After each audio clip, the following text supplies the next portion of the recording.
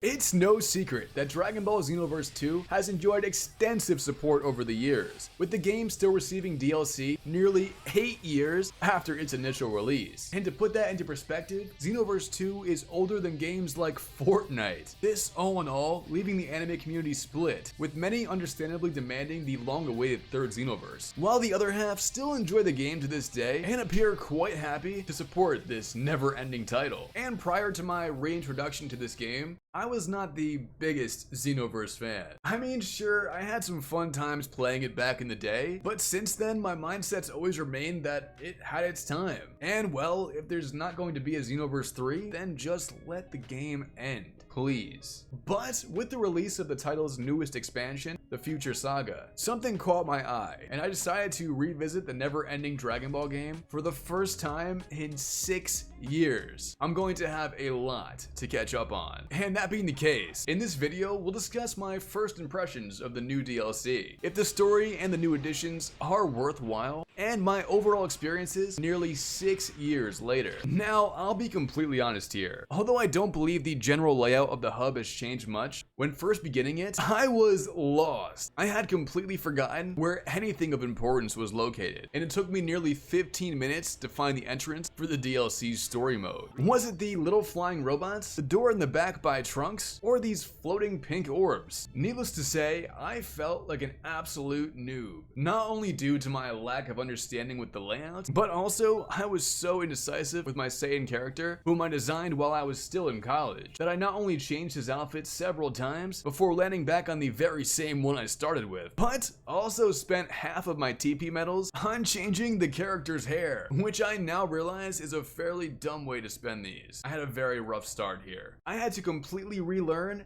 everything from the absolute basics, like movement, items to equip, where things are located, and of course, the game's combat, which initially appeared to me as similar to Kakarot's, a game I'm quite familiar with. But upon getting a bit deeper into my playthrough, I realized was much more difficult and complex. Now, this undeniably is partly due to me being severely underleveled for some of these fights, but in reality, these losses were mostly in relation to how rusty I was with the game's mechanics, and the pace of the battles in general. Initially, not even realizing that upon defeating an enemy, I would oftentimes continue with the same health bar until the entirety of the mission was complete. Thankfully, I remembered healing items are a thing because for a moment, I thought I was completely helpless. In fact, my dumbass didn't even realize your created character could go beyond Super Saiyan 3 until I stumbled across an oddly placed Jiren in the hub, who granted me the power of Ultra Instinct. Seriously.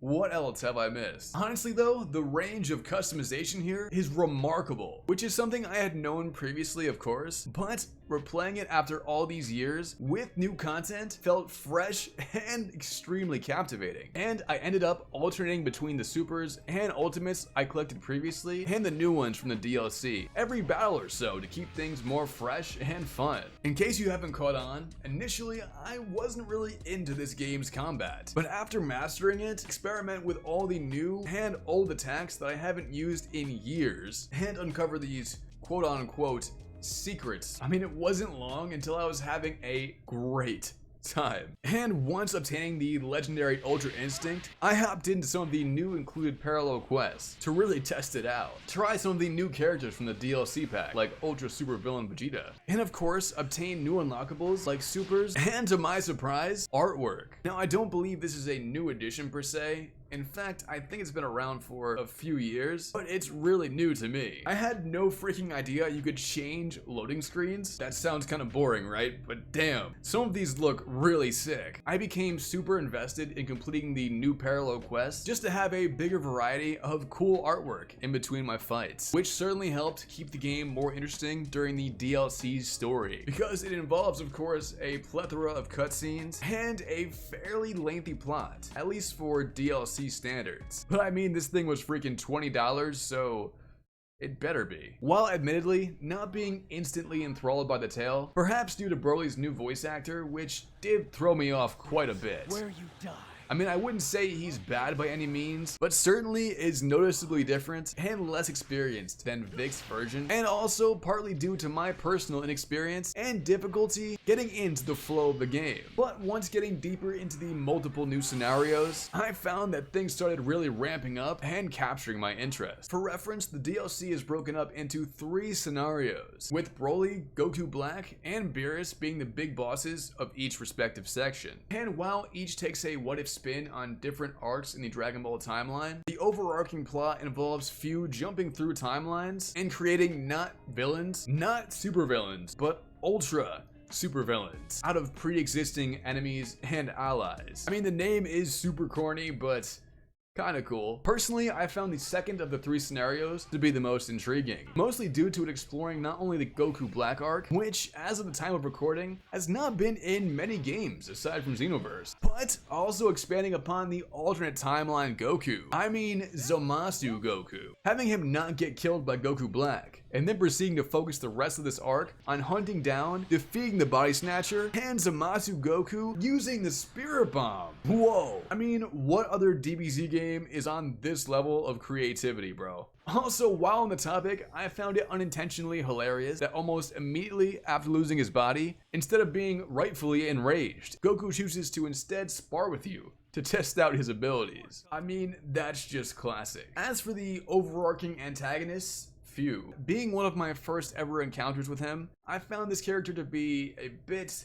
annoying. I mean, not to an unbearable point, but he reminds me of a Team Rocket style villain. One that always ends up losing to the good guys and then comes back again with an even more foolproof plan. I mean, I'm not entirely sure, but that's the vibe I'm getting from him. And speaking of the story, while not all being on the same level of brilliance, some of these cutscenes are magnificent. I mean, I wasn't the biggest fan of the art style itself, but the quality is basically movie level in my opinion. I was very impressed. I was impressed with the entire DLC in general, and even the game as a whole. Everything felt really fresh and exciting for me, and I couldn't help but think that I may have undervalued Xenoverse for all these years. Upon completion of the new story, I hopped into parallel quests to grind TP medals, and my favorites, new artwork for my loading screens, further training, and just exploring the worlds in general. So, in short, while this video was initially meant to just cover the DLC, I then realized, well, I had absolutely no idea what I was doing. So I came to the conclusion that this video may be a bit different than I originally intended, but hopefully I've made at least one of my points clear, that I've came to a completely new appreciation for Xenoverse 2. Now that being said, I still firmly believe this title's been out for a bit too long. I mean, the fact that GTA 6 just got announced and Xenoverse 3 hasn't yet? Come on now. But even though that is the case, I would still prefer some Xenoverse content over nothing at all. So I guess my view has changed from being completely against the continuation of the DLCs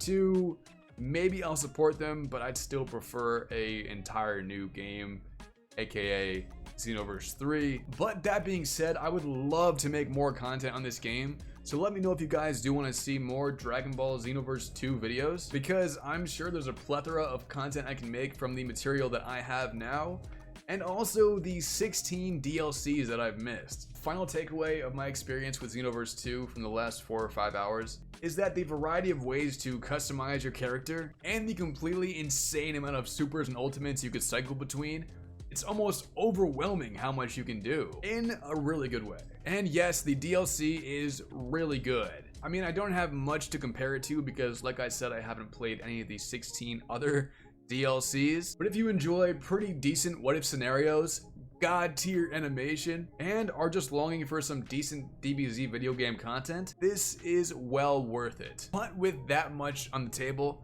I do want to save more of my thoughts for a complete Xenoverse 2 review down the line. So if you guys want to see that, and just more content in general, please let me know in the comments below. Also, let me know what DLCs I should get. Should I get all of them? What else should I do? I don't know what to do in this game, really. There's so much to do. But once again, guys, make sure to subscribe, give this video a like if you want to see more Xenoverse 2 and Dragon Ball Z content. And of course, I'll see you guys in the next video. Peace. Yeah!